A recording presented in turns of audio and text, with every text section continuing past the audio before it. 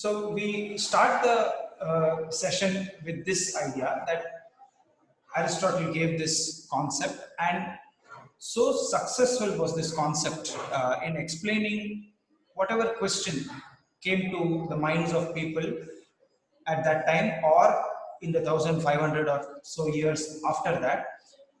Everything was possible to answer with these particular concept of elements.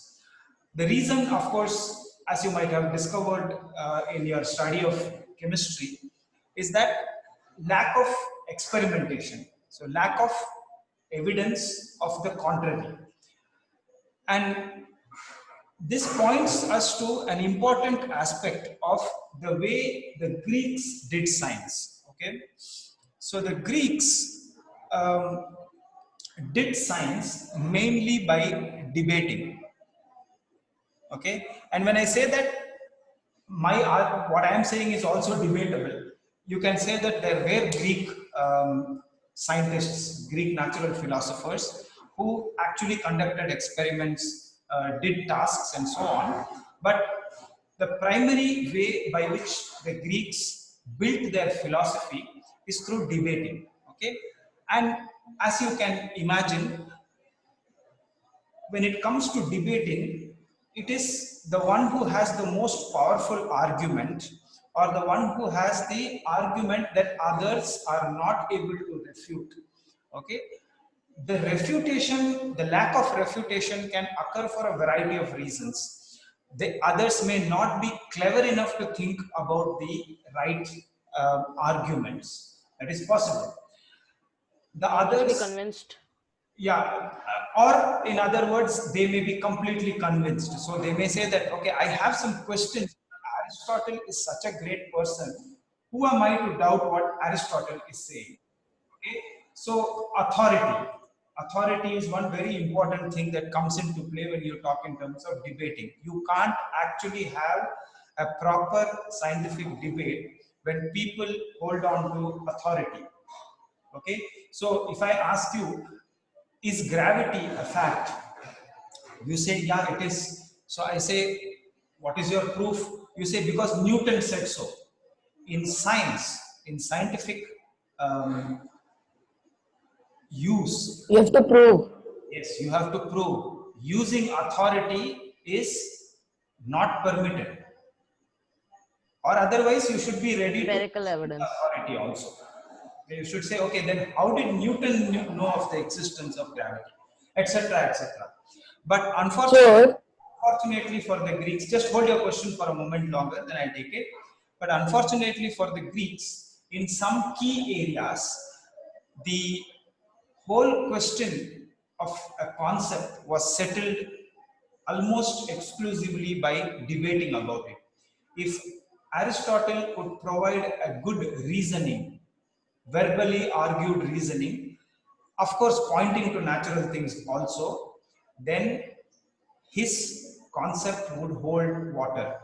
And that is how it happened until the beginning of modern chemistry, arriving from the the underbelly of alchemy.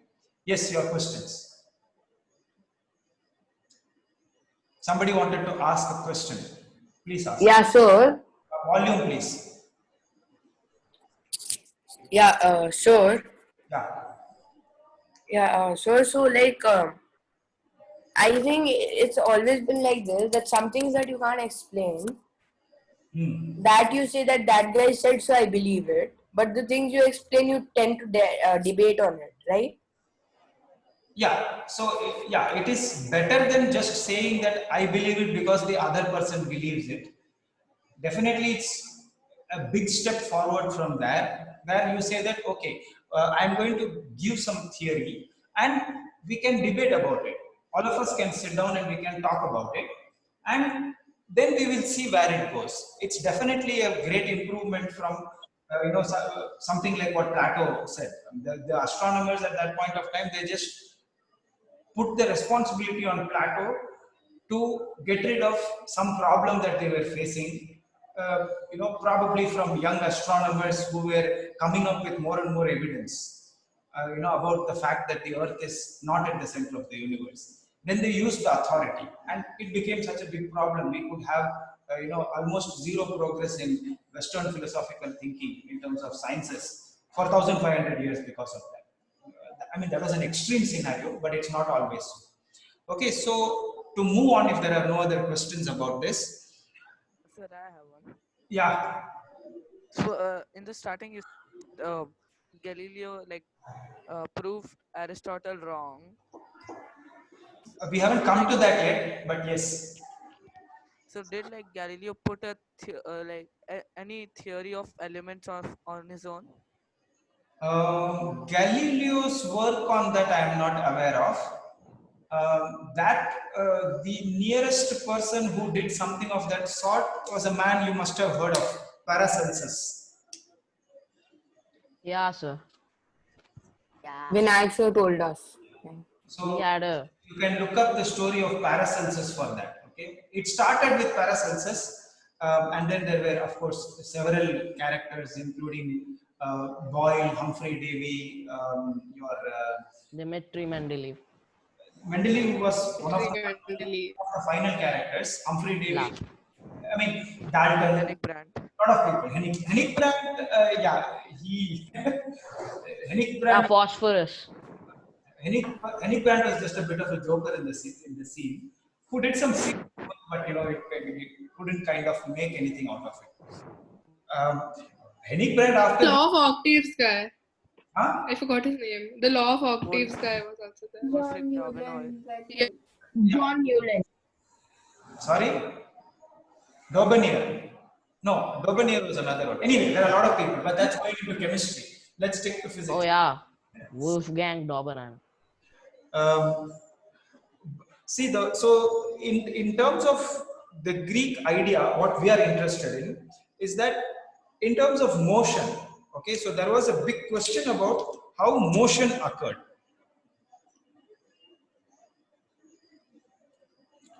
So Aristotle had a theory about that also. So he said that, look, if you take an object like a stone,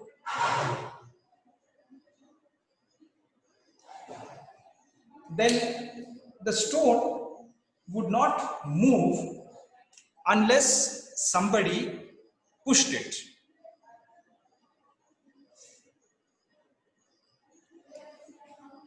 Okay?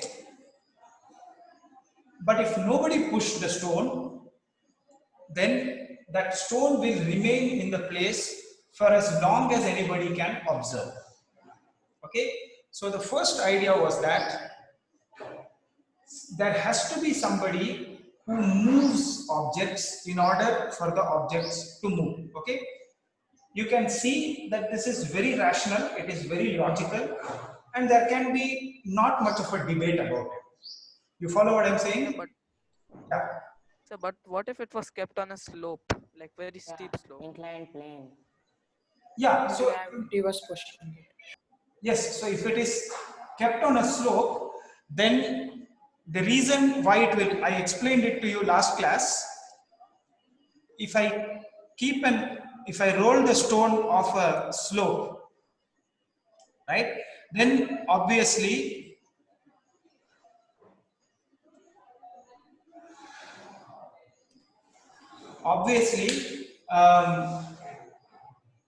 the explanation would be that the stone, which is made out of earth, is seeking its lowest position. But then the stone doesn't by itself roll off a slope, right? Somebody would have, you can see that there are stones on a slope which are not moving, and they will not move unless somebody pushes it. If somebody pushes it, then it will start moving towards its own element. Okay, so does that answer your question? Yes. Something like affinity. Yeah, affinity, yes. I think the argument was of an affinity argument. Like an element would try to reach its own natural state. An object which is made up of one element will try to reach its own natural state. But then, of course, there were other clever Greeks as well. So one of the questions, it's a famous question in Greek philosophy, was that if somebody shot an arrow,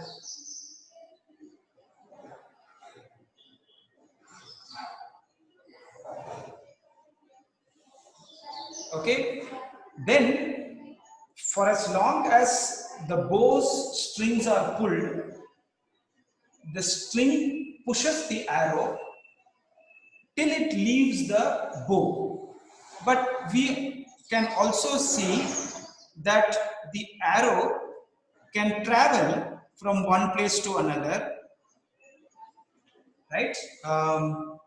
This is supposedly a tree, okay? And in the journey from this point to this point, the arrow is moving, right? But it does not seem to be having anybody to push.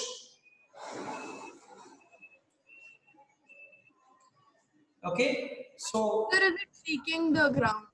It's just Sorry? going straight. sorry. It's not even seeking its own this thing. It's not even going down. Eventually it would, because if you didn't have the tree, then the arrow would eventually go and fall on the ground. That was not the problem. But the problem was that when it was moving through the air, what is pushing it? Because the logic seemed to suggest that without being pushed, it cannot move. It can move if it is pushed, if it is seeking its own element. But in the case of the arrow moves through the air seemingly in a straight line, okay, because you can aim, right? You can aim and you can make it hit a certain point. They thought it was a straight line, but the fifth or the sixth chapter that we will study, we will see that it's actually not a straight line, but we'll come to that a little later.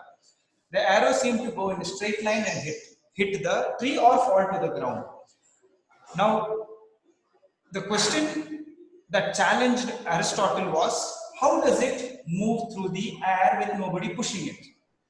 Okay, and he can't use the argument of the gods, because the gods were responsible for things that happened in the superluminary sphere. So it's only in the heavens that the gods have anything to do. On earth, there is no evidence that God does something, because God also acts on quintessence, and these objects are objects that are made of the earth. He could have used the God argument in some manner or the other, but he had a better solution than that. So what he said was that objects move through the air. I'm just going to erase this bit a little, okay, and try to see the bizarreness of this argument, okay. He said that an arrow would move through the air, right, only by parting the air in front of it. He's using aerodynamics. He's used some concepts of aerodynamics. But then he said that when the arrow had moved forward a little bit, let's say it now moved to this position, okay, And then it stopped. no, it didn't stop, it's still moving. The reason why it moves is because the air closes behind it, thus giving the arrow a push in the forward direction. Like a pinch. Yeah, like a pinch, like this. Oh my god. Like frog swimming or something. How much force can air provide, sir? And so No. little air. See, that's the problem, right? You don't have anything that with which you can measure any of these things. So the only thing that you have to say is that what else explanation can be given for this? Sir, can you repeat again? When you move your hand across the, in the room or wherever you are, you can feel that there is wind falling on your hand, right? And if you try it out, you will feel not only in the front side, you also feel it in the back side. Okay, so he said that for arrows, something of that sort takes place. The wind parts, but then the parted wind has to come back together, because there cannot be a vacuum, because air has to be everywhere. So because of that, the air compresses, And when the air comes together, the arrow gets a push in the forward direction. I'm sure there would have Sir, is been, it true? yeah, it was so loopy. Okay, I'm sure there were people who thought this was crazy.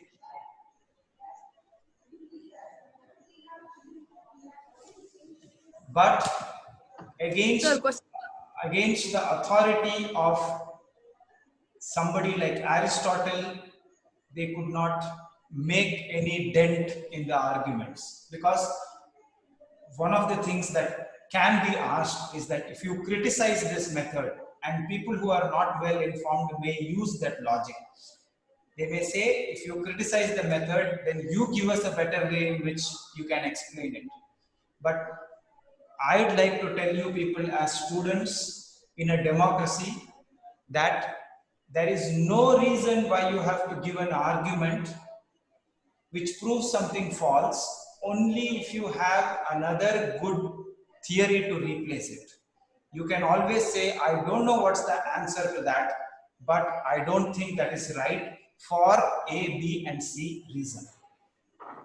Okay, so next time you have a debate with your brother or sister or anything like that, I used to have a lot with my sister about these kinds of things, and my classmates and friends also.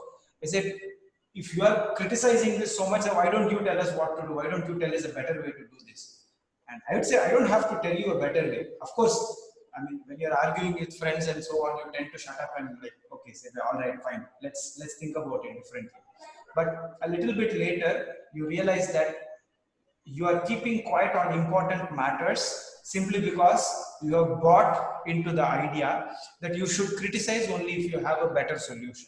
No, not necessary at all. Sometimes it may be wise to keep quiet and wait for your chance, but remember that logically there is no necessity as to, logically and morally, there is no necessity as to why you should not criticize with good reason, even if you do not have a good replacement. Okay, anyway, that's just one part of it. So, and so the theories of Aristotle, the weird and wonderful theories of Aristotle, continued to be built. So, is there anything that you would ask questions about over here? I mean, don't try to destabilize, don't try to knock down Aristotle's theory. We will spend the rest of the year doing that. But if you have any questions, yeah, sure, ask. So, but what if the arrow, like, it was flat? Like, let's say it was fully flat, so the air would, like, basically there would be more drag, so it won't even reach its target. But still, it would go some distance. Yeah. So, what is your question about it? So, so if like, I'm saying if so, like, okay, wait, I'll wait. Let me form the question. Okay. Sir, Yeah. can't you say that the string is pushing the arrow forward? Yeah, but that can be argued only up to the point where the arrow leaves the bow. After it has left the bow, how does it move? Because this concept, an object cannot move unless something pushes it. Correct? So, But it's technically the same thing, because in the rock example, the person who is pushing the rock leaves Yeah. The only, see, but if we stop, forward. So if the bow has pushed the yeah, But that's because it wants to go to its home territory, as in like Nietzsche. yeah, in this That's case, why it moves. but in this case, that could not be argued. You can't say that the arrow is trying to reach its own element, and that is why it is moving, because it seems to be moving in a straight line, at least for a while. Actually, there isn't any instant of time in which it is moving in a straight line, but proof for that will come much later in our course. sir, Yeah, like if somebody pushes you, yeah. you have to apply some force to stop, right? What Or is, else you keep moving forward and you fall down. you used a word. What? Who is that animal? What?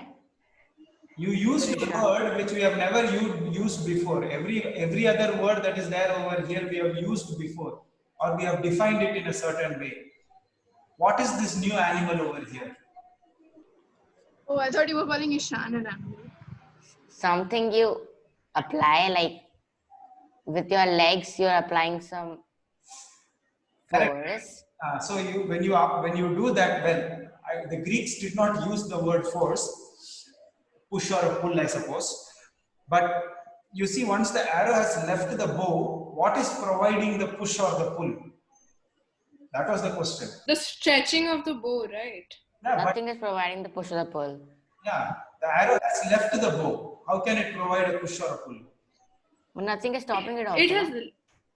It has left it. So the force from the pulling of the string will Travels with the it arrow. makes sense. It makes sense. But see, so Woman nothing only is has- stopping it. Why should it stop? I'll build it logically, okay?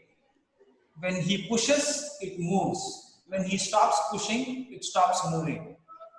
Here it moves because it is trying to find its element. What is happening over here? When the bow stops pushing it, then why does it move? It's neither finding its element, nor does it stop moving. The other one stops because of friction. Like, Now you are using more and more new words. Who is this animal? something which the surface on which you are moving or medium Yes, but we applies are the force, right? all See the time it happened. It was happening. I think we should think like the Greeks to ask questions. yeah. Unfortunately, you see, what you're thinking is right. Because you already have a notion about these kinds of things, or at least you think you have a notion about these kinds of things, it is difficult to see why would the Greeks argue it in such a convoluted way. It's a very straightforward thing. Friction is acting, force is acting, inertia is there. If some of you know that concept, you will say inertia is there or momentum is there. But the thing is that those were all concepts that have a background in terms of experimenting, thinking, observation, which was not developed by the Greeks. And that was the point that I'm trying to make, which is like by merely debating about things, it is near to impossible to arrive at the conceptual framework that we came up with. And since there was no argumentation possible about it, no refutation possible about it, therefore the idea held sway. I will talk about one more Aristotelian idea now, okay? Which is I have a what question. brings us to Galileo's concepts. Did anybody have any more questions about this? Yeah, sir. Sorry? Pass. Sir, Here's a question. Okay, carry on. I'm just drawing a diagram. so are you saying like humans when they move? So doesn't the air apply to us also? If it's like if there's air which is pushing the this thing, the Yeah. arrow, Yeah. isn't there anything which is applying to humans also? So yes, if you throw a stone, for example, the stone will not go a heavy stone, let's say, then it will not go so far because that heavy stone has too much earth in it. So it gets attracted too quickly to its own element and therefore it falls to the ground. How's that?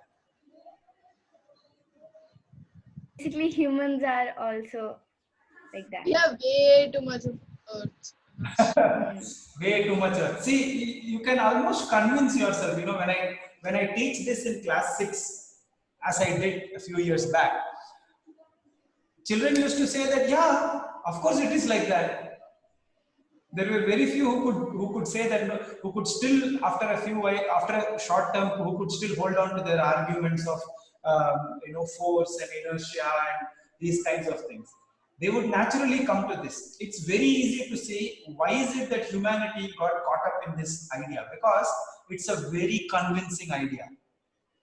The only reason it is convincing is because it is debating. That's all. I can just speak about it and I can convince everything. If you show me some experiment in which it is not possible, and that is where we come to the work of Galileo, even experiments are not possible, but I will come to that. Only then there is any dent that can be put in this idea. Yeah. also convincing because it's made out of simple theories, like made out of simple. Everyone knows Earth, fire, water, air. Exactly. That was But the, if you ask some that was the complicated, genius of the whole thing.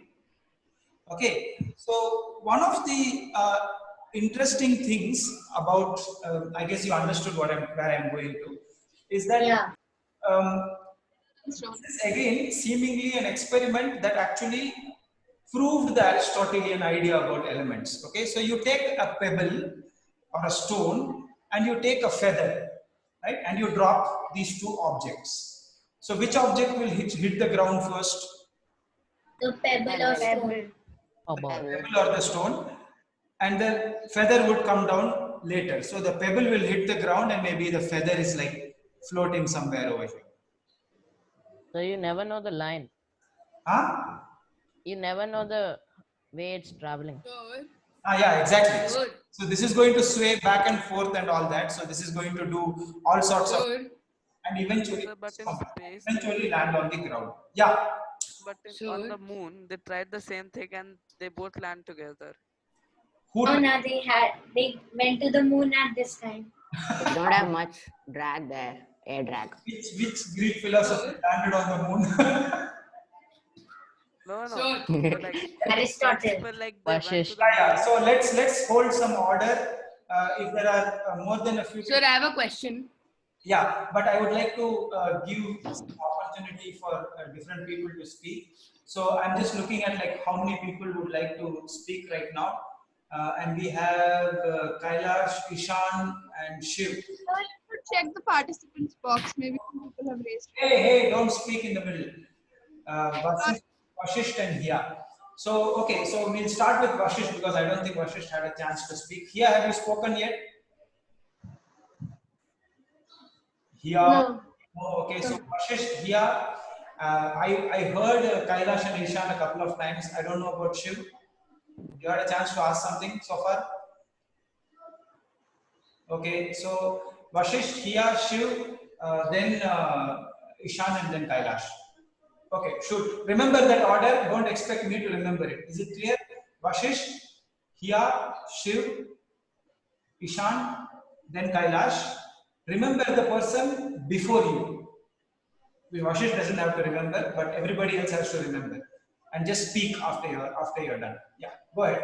So it's not a question, but like in some documentary we watched, some people on the moon, they tried the same experiment just with hammer and the feather, Yeah, and in that on the moon they both landed together, the feather and the hammer. fantastic. Then next. So I'm saying, No. I thought you just wanted to make a point. Anything you want to add to that? yeah. So I was saying, then like is there something related with air to that? Yes, your guess is correct, but we will come to that a little bit later. Okay. Next, yeah. So, the thing with the feather and the pebble is that the feather is like still in the air because of the air resistance. But then there's also gravity that comes in play because, like Vashit said, the moon has a smaller like force of gravity than the earth because of its size. Another So, animal that we have never heard of. So, sir, I had a question that even objects like insert their own force of gravity.